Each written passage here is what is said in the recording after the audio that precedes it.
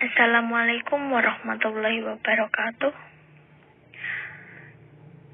Yang terhormat Ibu dosen mata kuliah Psikologi Perkembangan, Ibu Hamidatur Rohmah SPSI MPD, dan tak lupa teman-temanku yang saya sayangi. Pada kesempatan ini, kami dari kelompok 4 akan menjelaskan tentang psikologi perkembangan, mengenai perkembangan fisik dan psikomotorik anak usia sekolah dasar atau peserta didik. Kami dari kelompok 4 yang beranggotakan Ayu Rosa Indah NIM 312, Kristantina Safitri NIM 415, Eva Farihatin Risma NIM 421, Zakiatul Ayuni NIM 442, dan yang terakhir saya sendiri, Wulandari Iftita NIM 443. Untuk materi perkembangan fisik dan psikomotorik anak usia sekolah dasar akan membahas, untuk yang pertama ada definisi perkembangan fisik dan psikomotorik anak usia sekolah dasar. Yang kedua ada faktor yang mempengaruhi perkembangan fisik dan psikomotorik anak SD. Yang ketiga ada tahap perkembangan fisik dan psikomotorik anak usia SD meliputi berat dan tinggi badan peserta didik. Kemudian yang terakhir yaitu yang keempat ada implikasi perkembangan fisik dan psikomotorik peserta didik SD dalam pembelajaran. Oke, untuk slide selanjutnya akan dijelaskan oleh rekan saya, yaitu Kristantina Safitri. Kepadanya saya persilakan. Baik, di sini saya akan menjelaskan definisi perkembangan fisik pada anak usia SD. Perkembangan fisik atau biasa disebut juga pertumbuhan biologis merupakan salah satu aspek penting dari perkembangan individu yang meliputi perubahan-perubahan dalam tubuh, seperti pertumbuhan otak dan hormon, dan perubahan-perubahan dalam cara-cara individu dalam menggunakan tubuhnya, seperti perkembangan keterampilan motorik dan perkembangan seksual, disertai dengan perubahan dalam kemampuan fisik, seperti penurunan fungsi jantung, penglihatan, dan sebagainya. Yang selanjutnya yaitu definisi perkembangan psikomotor, yaitu perkembangan mengontrol gerakan-gerakan tubuh melalui kegiatan yang terkoordinir antara saraf pusat dan otot, dimulai dengan gerakan kasar yang melibatkan bagian besar dari tubuh, seperti duduk, berjalan, berlari, melompat, dan sebagainya. Kemudian dilanjutkan dengan koordinasi gerakan halus, seperti meraih, memegang, melempar, dan sebagainya. Yang keduanya itu diperlukan dalam kehidupan sehari-hari sebagai suatu yang wajar. Untuk yang selanjutnya akan dilanjutkan rekan saya, Kiki.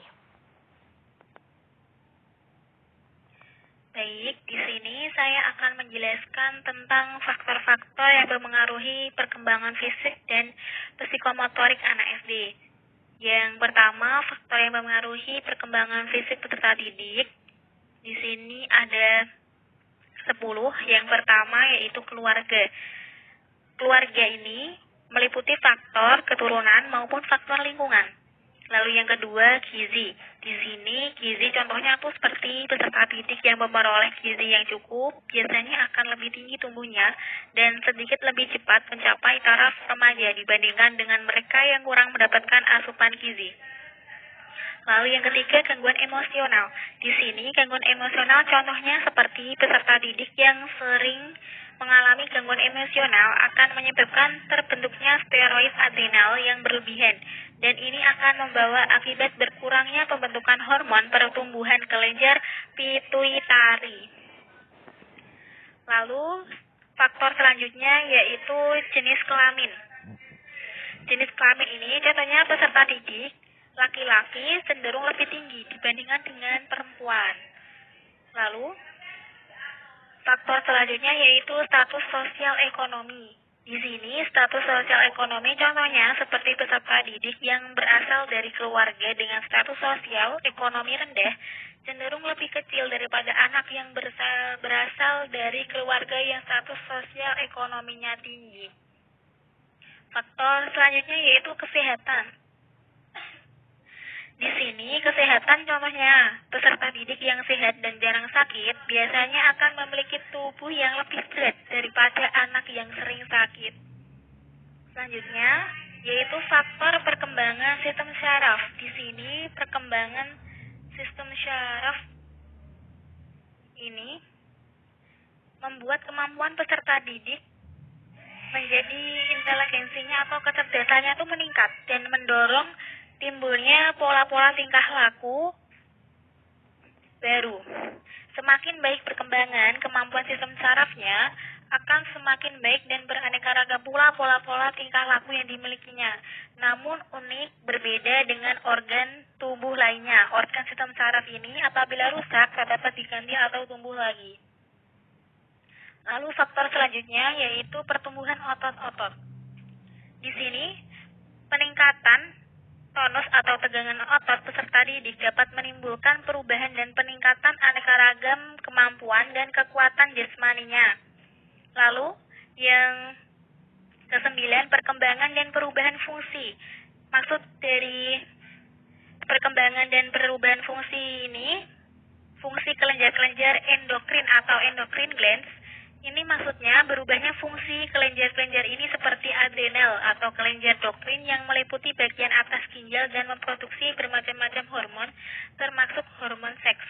Dan kelenjar pituitari atau kelenjar di bawah bagian otak yang memproduksi dan mengatur berbagai hormon, termasuk hormon pengembang indung, telur, dan sperma. Juga menimbulkan pola-pola baru tingkah laku peserta didik ketika menginjak remaja. Lalu, perubahan yang terakhir yaitu faktornya dari perubahan jasmani. Di sini semakin meningkat usia peserta didik, semakin meningkat pula ukuran tinggi dan bobot serta proporsi atau perbandingan bagian tubuh pada umumnya.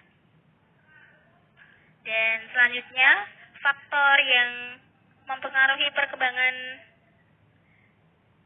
yaitu perkembangan psikomotorik anak SD ada 4, yaitu faktor pola asuh orang tua, yang kedua gen dari orang tua, yang ketiga pengaruh lingkungan, dan yang keempat interior ruang belajar. Di sini maksud dari faktor pola asuh orang tua, contohnya ya, pola asuh otoriter dapat menghambat perkembangan psikomotorik saat orang tua menerapkan pola asuh terlalu otoriter ataupun terlalu maksa.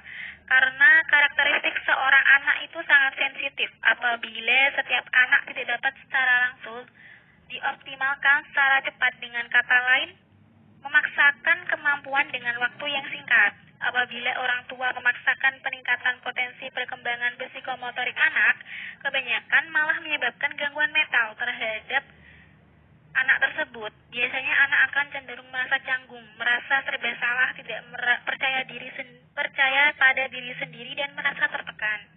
Lalu yang kedua, gen dari orang tua.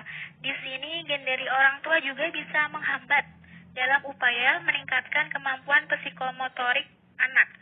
Apabila orang tua mempunyai pembawaan sifat gen yang unggul, maka perkembangan psikomotorik peserta didik akan lancar. Begitupun dengan sebaliknya. Lalu yang ketiga, pengaruh lingkungan.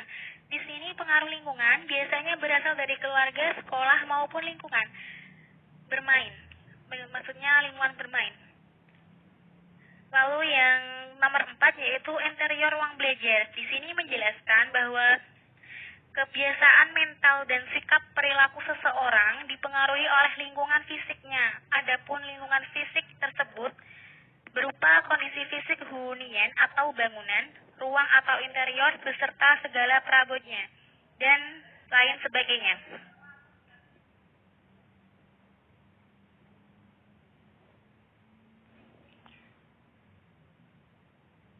Selanjutnya yaitu tahap perkembangan fisik dan psikomotorik anak usia sekolah dasar meliputi berat dan tinggi badan peserta didik, perubahan fisik, proporsi tubuh, dan kematangan seksual.